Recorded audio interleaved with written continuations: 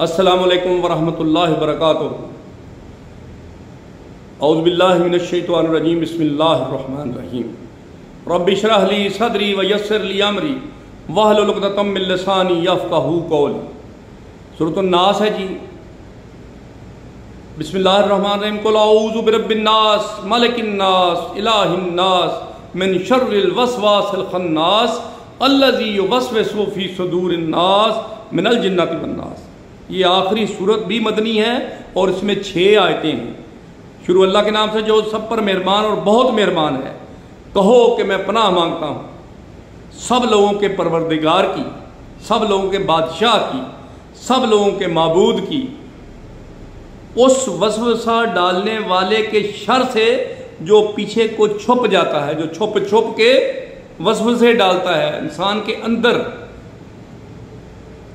جو لوگوں کے دلوں میں وسوسے ڈالتا ہے، چاہے وہ جنات میں سے ہو یا انسانوں میں سے ہو۔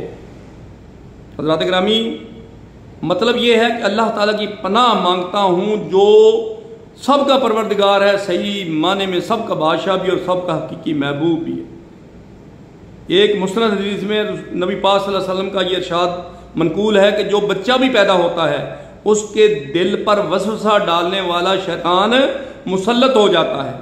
جب وہ ہوش میں آ کر اللہ کا ذکر کرتا ہے تو یہ وسوسہ ڈالنے والا پیچھے کو دبک جاتا ہے، اور جب وہ غافل ہوتا ہے تو دوبارہ آ کر وسوسے ڈالتا ہے۔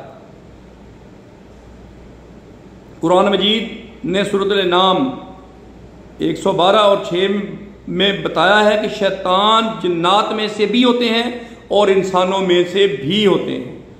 البتہ شیطان جو جنات میں سے ہے وہ نظر نہیں آتا اور دلوں میں وسوسے ڈالتا ہے، لیکن انسانوں میں سے شیطان ہوتے ہیں وہ نظر آتے ہیں، اور ان کی باتیں ایسی ہوتی ہیں کہ انہیں سن کر انسان کے دل میں طرح طرح کے برے خیالات اور وسوسے آ جاتے ہیں۔ اس لیے اس آیت کریمہ میں دونوں قسم کے وسوسے ڈالنے والوں سے پناہ مانگی گئی ہے۔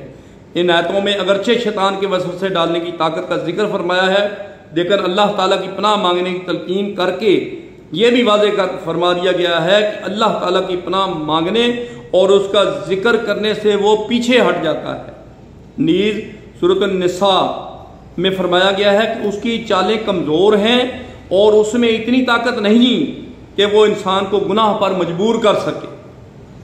سورۃ ابراہیم میں خود اس کا یہ اعتراف اللہ تعالیٰ نے نقل فرمایا ہے کہ مجھے انسانوں پر کوئی اقتدار حاصل نہیں، یہ تو انسان کی ایک آزمائش ہے کہ وہ انسان کو بہکانے کی کوشش کرتا ہے، لیکن جو بندہ اس کے بہکاوے میں آنے سے انکار کر کے اللہ تعالیٰ کی پناہ مانگ لے تو شیطان اس کا کچھ بھی نہیں بگاڑ سکتا۔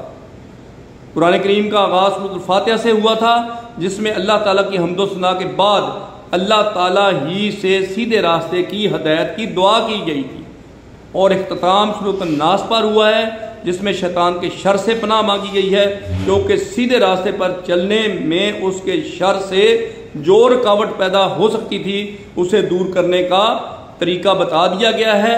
اللہ تعالی ہم سب کو نفس اور شیطان دونوں کے شر سے اپنی پناہ میں رکھے، آمین ثم آمین۔ حضرات گرامی، اب آج الحمدللہ ہم نے وہ فارمولہ اللہ تعالیٰ کا آپس میں شیئر کر لیا جس میں ہمیں نہ تو کوئی فکر ہے شیطان کا، نہ ہمیں کوئی پرواہ ہے وسوسے ڈالنے کا، نہ حسد کرنے والوں کا، اور نہ ہی کسی قسم کی جو برائیاں ہیں وہ سب کی سب دور ہو گئی سورۃ المعوذتین میں۔